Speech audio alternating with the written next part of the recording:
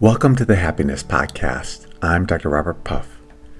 Recently, a friend and a colleague of mine had to have foot surgery, and he was in a cast for about 6 months. It took a long time for it to heal. Well, when the cast finally came off, it didn't keep healing. It got worse. And though the doctors did everything they could to heal his foot, it ended up getting worse, and he had to have a significant portion of his leg amputated, because if he hadn't, he would have died. I know this man pretty well, and he loved the outdoors. He's been incredibly active his entire life and has a myriad of outdoor activities and hobbies that he participates in. He's been incredibly healthy throughout his life and really not faced any health crises up to this point. But this was a pretty big one. Now you may be wondering, well, did he start drinking? Did he go into despair? Did he start taking antidepressants because of his emotional turmoil? None of these. When he was asked what he was going to do, with a very cheerful attitude, he said, I'm going to learn how to walk around with an artificial leg. That's going to be my next big adventure. And he deeply means it. You may be wondering, well, does he really mean it? Will he just learn how to walk around with an artificial leg and not get upset and angry and all that goes with that? I mean, I'm sure there'll be times where he'll be frustrated, but I know this man quite well, and he is resilient. He knows that when something goes wrong, and there's nothing else he can do about it, then his role at that point is to adapt. So he's very good at adapting to changes, even significant ones, like losing a leg. I entitled this podcast The Happiness Formula for a very good reason. We are going to go through difficult times in our lives. Sometimes they're minor, but sometimes they're really big. And if we live long enough, we're pretty much all going to face them. Life brings struggles along the way. We lose our home. We go through divorces. We have people that we love die. We lose our jobs. We have health problems. The list is quite endless. And a lot of times we get hit with multiple things all at once. But when we go through these difficult times, it doesn't mean that we have to suffer. We really don't have to. If we do this one very important thing, which I'm calling the happiness formula. When we're going through times that are challenging, that are difficult, that are very hard, and we have done everything that we can to make them better, and they're not changing, at least right now, then we ask one very important question. How do I make this work? That is the question that we're seeking an answer to, because there is an answer. No matter what life throws at us, there is always an answer. It may not be the one that we want, but there's an answer that will make our lives much better. And when we pursue that answer, then we'll find that happiness will quickly follow. Let me use a few examples to illustrate this point. Let's say one morning we wake up and our spouse sits us down and says, I want a divorce. Now they've told us that before when they're angry and upset, but this time it's very different. We can tell they mean it. And when we go to work later that day and we get served saying that our spouse is requesting a divorce from us, then we know that they really mean it. Now at this point of the juncture, we may ask, how do I make this work? By saying, I wonder if they'd be open to counseling. I wonder if I made some changes and they really saw that I behaved differently, that they'd be willing to reconsider. I wonder if we went to a mediator instead of lawyers and a judge, that they could consider giving me a little bit more time and changing the behavior that they don't like anymore. But then at some point, they may say, and clearly say they're done, and the judge agrees with it, and we now are divorced. So then we ask ourselves, how do we make this work? I'm a single person now, a divorcee, and I have to live my life. What am I going to do? Am I going to be single for a while? Am I going to get out there and start getting involved in single activities and meet new people? Perhaps I'll start dating. That's a question we start asking ourselves next. How do we make our lives work now that we're divorced? Or let's say we're in our mid to late 50s and our company has gone out of business and we don't have a job anymore. And We're skilled at what we do, but we're also older, and we made good money before, and most companies, if not all, won't hire us at that level because they could hire much younger at much cheaper price. So then we ask ourselves, how do we make this work? I don't have a job right now. What am I going to do? Am I perhaps going to get retrained to do something else? Am I going to get a lesser paying job? Am I going to perhaps retire early and live on a more modest income? Am I going to move in with a relative because it's tight and I'm on a very limited budget?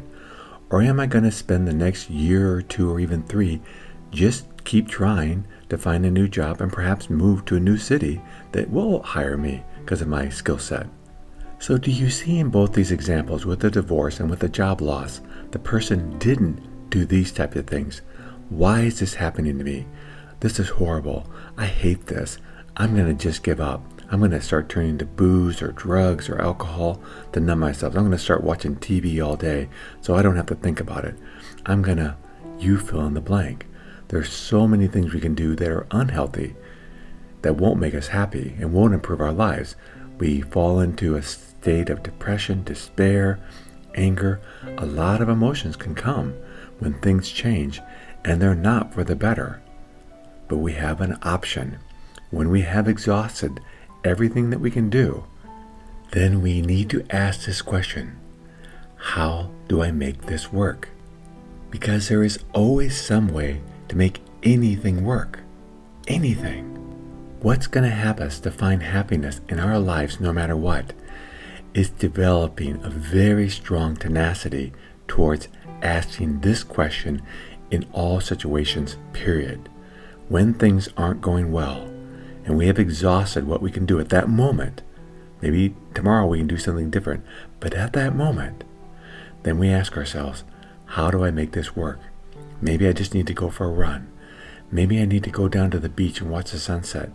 Maybe I need to call up a friend and hang out with them and not think about this right now. Maybe I need to realize there actually are no other options, and it's time to accept this and then make my life work with this thing in my life that will probably be there the rest of my life. If we go blind, we're probably not going to get our eyesight back. If someone we love dies, they're not coming back. Yes, we can get stuck in despair. We may even feel that if we were happy, that would be dishonoring the death of this person that we love so much. Or we can ask, how do I make this work? Because there's always a way, no matter what, to make things work. Our thoughts are super powerful. And if we think of the negativity of what's happening right now, we'll find it. When things are tough, there's a lot of negative things we can focus on, and it will keep us stuck, sometimes for the rest of our lives. Or we can ask this question: how do I make this work? And making it work isn't fixing it. Making it work is, this is broken permanently. So now what am I going to do? That's the question. Because sometimes in life hits us so hard that it's irreparable. But that situation may be, that event may be, but we are, as humans, have so many parts to us, so many options that we can go down.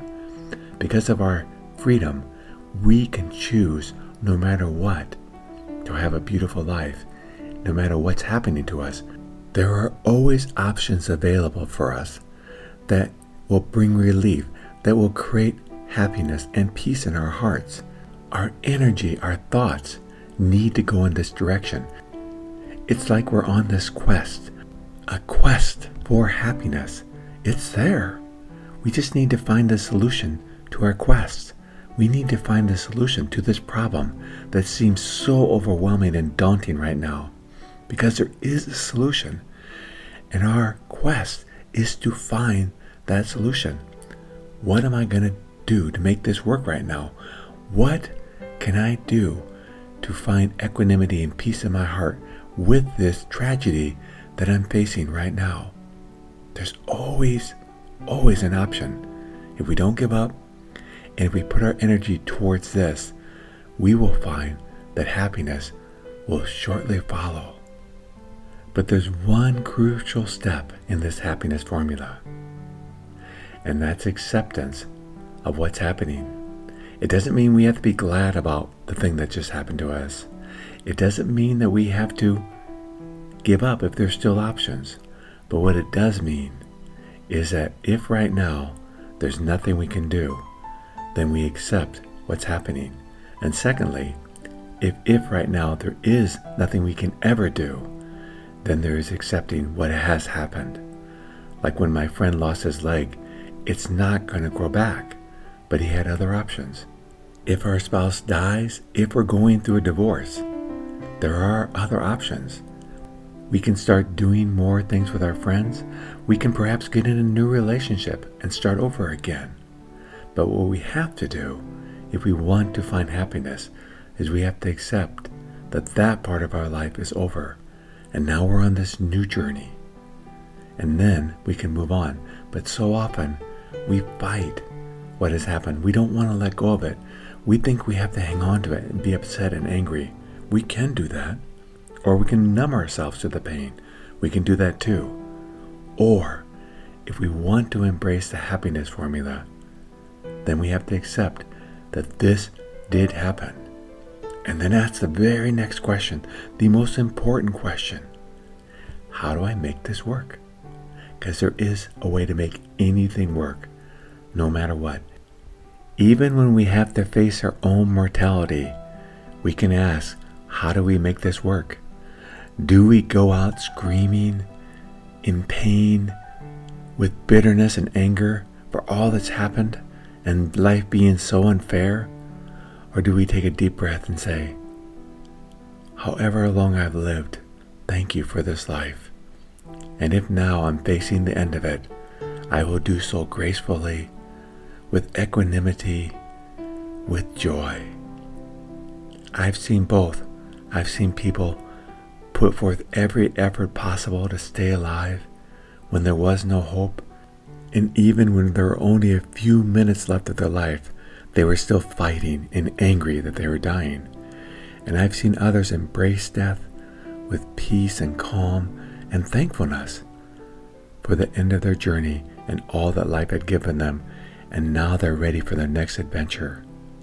How do I make this work? We can make anything work. But I do want to caution one last thing that keeps us from going down this journey and embracing this happiness formula. It's when we were the cause of what happened. Sometimes we do things where we're culpable, we're blameworthy for what happened. That doesn't mean we can't still ask this question. If we committed a crime and we have to spend time in jail, then we ask the question, how do I make this work? Will I start reading the great classics? Will I get a college degree? Will I get in shape and start working out? Or if our spouse asks us for a divorce because of the way we behaved, and sometimes it was pretty atrocious, we can say, I'll get into counseling and learn how to be a better person, so if I do get in a new relationship, I won't do that again. That's how I'll make this work. Or if I have struggled with addictions, and I know they're making my life challenging and causing a lot of pain in other people's lives because of my addiction, I can say, how can I make this work? I'll start going to 12-step meetings. I'll get into counseling and get help. There's always a solution, even when we are the ones that cause the problem. That actually, in many ways, is irrelevant. No matter what's happened, whether someone else did it to us, whether it's just circumstances, or whether we caused it, we still ask the question, how do I make this work? That's the happiness formula. And we can make anything work. And from the core of my heart, I believe any of us can have a beautiful life. We do need to embrace the happiness formula. And we always need to ask the question, how do I make this work? But if we do that, I believe we all will find that life truly can be a beautiful adventure.